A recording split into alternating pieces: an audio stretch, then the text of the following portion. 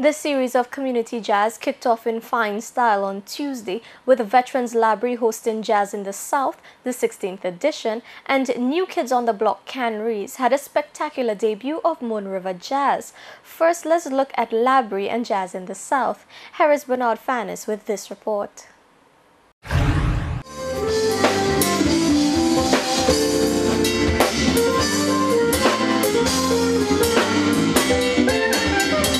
Fine weather set the stage for yet another successful hosting of a jazz event at Roti John Beach.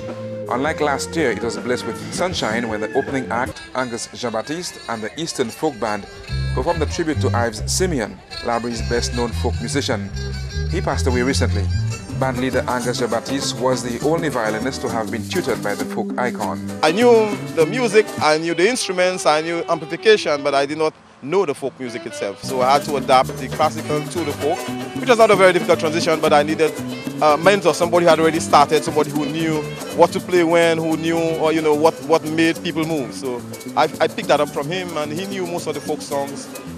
We sang them, he played on the banjo, and he helped me along to develop my skill further. Jazz in the South prides itself on providing a platform for musicians from the wider Caribbean and Africa, and Alias Forces has been instrumental over the past 3 years in keeping the African influence.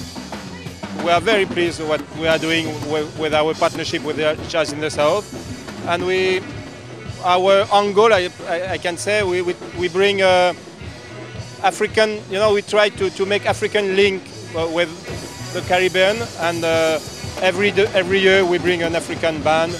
This year it was the Lula Trio.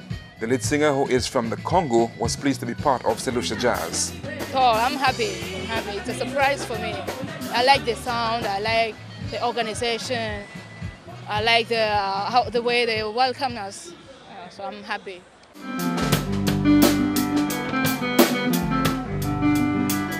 St. Lucian drummer Ricardo Francois formed part of the trio. It took the group just 1 day to perfect the set, and for Ricardo, it was an opportunity for him to enrich his own musical experiences. Well, because it's mainly a lot of African rhythms, and it's a fusion of R&B, funky stuff, so it's right up my street. Ricardo Francois also played with Cameron Pierre, a Dominican guitarist. Emerson Nurse was also part of the backup band. Cameron Pierre's mother is from St. Lucia. His latest album, Radio Jumbo, features yet another St. Lucian drummer, Wesley Joseph. Cameron Pierre's set also included a tribute to Jeff Joseph of Gramax, who passed away recently. As a young person, as a young man, growing up in Caribbean with Gramax, it was essential that we did that.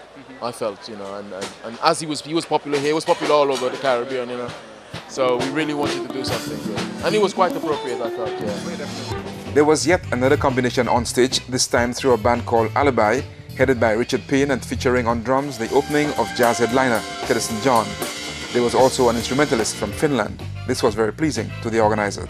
Well, actually, that's what Laboy Promotions is all about, and I mean, in as much as this is a St. Lucian band, but you'd realize on stage is also a Finnish saxophone player and a Martinican percussionist. And this is the elements that Laboy Promotions brings into the Jazz Festival. We like to explore, we like to take things beyond the boundaries of what people have come to know as just regular jazz music. So for us, we take risks, we experiment, but at the end of the day, we know that whatever formulas we put in place will certainly be crowd-pleasing.